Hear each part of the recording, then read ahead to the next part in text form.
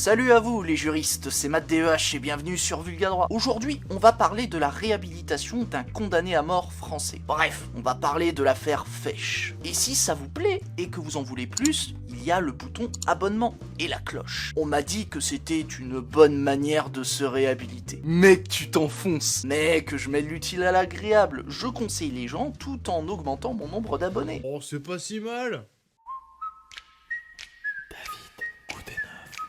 Bon, on a une personne, Jacques Fesch, qui a été guillotiné en 1957 pour le meurtre d'un policier. Mais avant son exécution, il a eu un comportement exemplaire lors de sa détention. Et depuis plusieurs années, son fils, Gérard Fesch, essaie de le réhabiliter. Pour rappel, la réhabilitation est une procédure qui favorise le reclassement du condamné. Elle efface toutes les incapacités et déchéances qui résultent d'une condamnation pénale et interdit à toute personne qui, dans l'exercice de ses fonctions, en a connaissance d'en rappeler l'existence. Effectivement, Jean-Mi. Et actuellement, Gérard Fesch a entamé une bataille judiciaire pour que son père soit réhabilité. Et l'affaire va devant la cour de cassation avec l'avocat Dupond-Moretti. C'est lourd ça, mec. Ouais, mais ce qui est encore plus lourd, c'est que l'affaire va jusque devant le Conseil constitutionnel.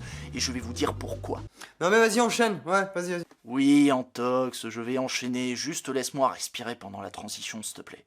Alors, pourquoi Gérard se retrouve devant le Conseil constitutionnel? Eh ben, c'est parce qu'il a demandé à la Cour de cassation de transmettre au Conseil constitutionnel une question prioritaire de constitutionnalité ou QPC. Et grâce à cette QPC, Gérard veut que le Conseil constitutionnel abroge des articles du Code de procédure pénale qui l'empêchent de demander la réhabilitation de son père. Concrètement, en vertu de ces articles, la réhabilitation ne peut être accordée qu'à des personnes condamnées qui se sont rendues dignes pendant 5 ans après l'exécution ou la prescription de leur sanction. Dans ces conditions, il est impossible pour un condamné à mort de se montrer digne durant cette période. Ben ouais, c'est difficile pour une personne décédée de faire ses preuves pour des raisons évidentes. Bref, si tu es condamné à mort, c'est mort.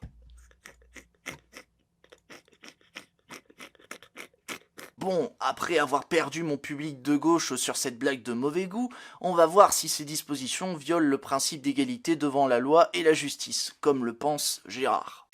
Alors, en vertu de ce principe, les personnes doivent avoir le même traitement lorsqu'ils sont dans une situation juridique identique. Toutefois, ce principe d'égalité n'interdit pas à la loi de prévoir des règles de procédure différentes selon les faits, les situations et les personnes auxquelles elles s'appliquent, à partir du moment où ces différences ne procèdent pas de distinctions injustifiées et que les justiciables aient des garanties égales. Et en appliquant ces règles à notre affaire, le Conseil constitutionnel considère que les personnes condamnées à mort sont dans une situation différente des autres personnes condamnées. En effet, les condamnés à mort ne peuvent pas démontrer leur dignité après l'exécution de leur peine une fois décédés. En résumé, il n'y a pas de violation du principe d'égalité, et Gérard peut pas abroger les articles du Code de procédure pénale, et peut faire une croix sur la réhabilitation de son père, dur.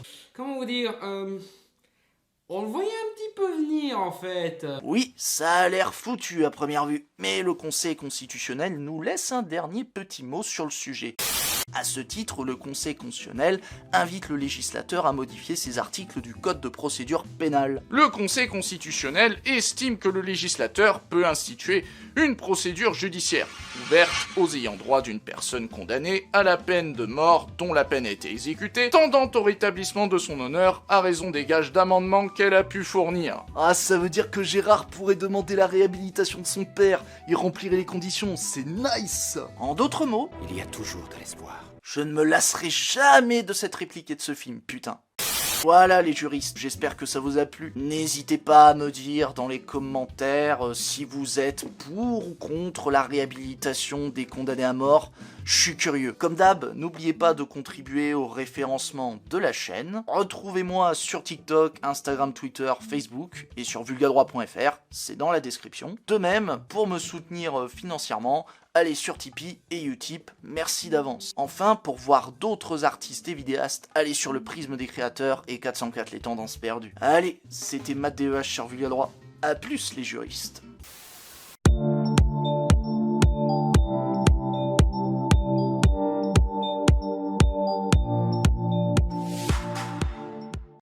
Cette pas de distinction injustifiée et que le pute ta mère de Réhabilitation ne peut pas être accordée Ne t'inquiète pas, ça va bien se passer. Nique ta mère.